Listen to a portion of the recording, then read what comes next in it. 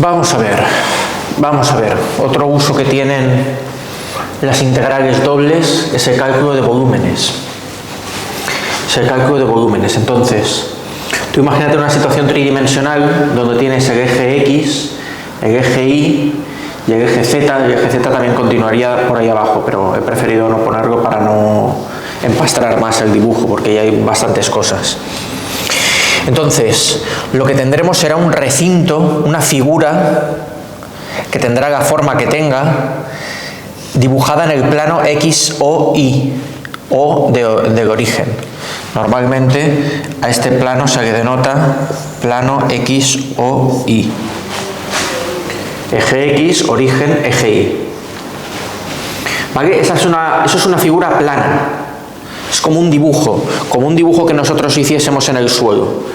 Lo he dibujado con curvas porque eso podría ser un círculo, o podría ser un rectángulo, o podría ser cualquier figura geométrica.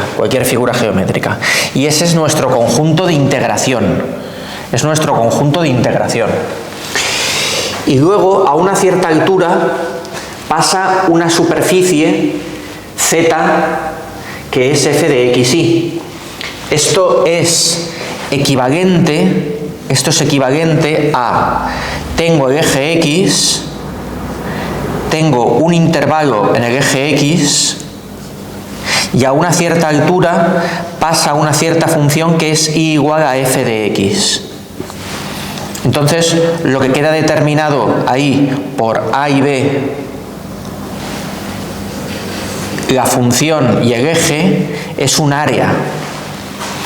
Bueno, pues lo que queda determinado cuando pasa esta superficie y atraviesa, por así decirlo, la vertical del dibujo, lo que se forma es un volumen, que es el volumen que tendría como base el conjunto D, lateralmente iría subiendo en vertical, y luego el corte que le haga la superficie Z, que será una función de X y de Y. Hecho el dibujo del corte, eso lo tienes que pensar como si fuese una superficie que atraviesa y corta. Esto como si fuese un prisma de base irregular, y lo hemos cortado, lo hemos hecho un corte con una máquina, le hemos hecho un corte, y entonces esta es la sección. He hecho deliberadamente la sección distinta al conjunto D, porque no tienen por qué coincidir. Si tú tienes dibujado un círculo en el plano y quieres ver cómo es su proyección en vertical en un plano, perfectamente te puede quedar una elipse.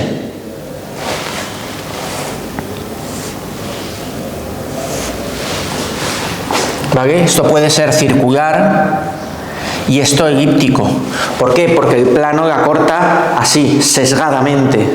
¿Vale? Hace un corte sesgado. Entonces, una cosa es la figura que tengo yo aquí, y otra la figura que va a ser la sección, el corte efectuado por el plano o por la superficie. Por eso he hecho esta figura más o menos con un cierto parecido con D, pero distinta. No he hecho el mismo patrón de curva ni a un lado ni al otro, porque no tiene por qué coincidir. Yo un círculo, tú imagínate un cilindro macizo que cortásemos así, que cortásemos en ángulo. La sección sería una elipse. ¿De acuerdo? La sección sería una elipse. Entonces, una cosa es la figura que sirve de base y otra cosa es la figura que yo veo en la sección. Lo que me interesa es la figura que está de base, porque la figura de base forma el conjunto de integración, el conjunto D.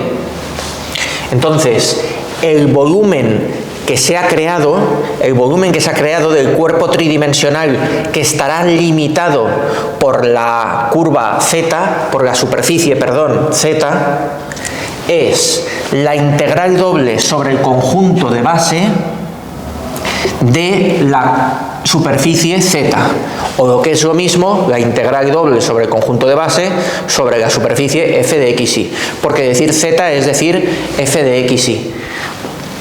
Aquí decir y era lo mismo que decir f de x. Estábamos en una situación bidimensional en donde se creaba un área. Se creaba un área limitada superiormente por una función. Bueno, pues aquí es el paso tridimensional. Se crea un volumen al tener superiormente una superficie que corta superiormente y que determina pues el volumen, una medida tridimensional. Bueno, pues esto es lo que vamos a practicar ahora. Vamos a hacer unos cuantos ejemplos. Perdón. Vamos a hacer unos cuantos ejemplos y vas a ver diferentes tipos de conjuntos que te puedes encontrar y nada, vamos a calcular volúmenes. Entonces la superficie se supone, eso sí, se supondrá, vendrá dado por el propio ejercicio, que está por encima del plano X o Y, porque de esa manera se genera un auténtico volumen. Del mismo modo que aquí la curva, para esto representar un área, no tenía que cortar al eje, ni tenía que estar por aquí debajo, sino que tenía que ser una función positiva. Pues aquí la superficie también tiene que ser una función positiva, ¿vale? Para que dicho volumen tenga sentido. Porque si no, si la superficie está por debajo del plano X o Y, lo que nos daría es algo negativo. Bueno, pues vamos a calcular volúmenes, vamos a hacer unos cuantos ejercicios con distintas modalidades de recintos y de superficies que cortan para practicarlo. Vamos allá.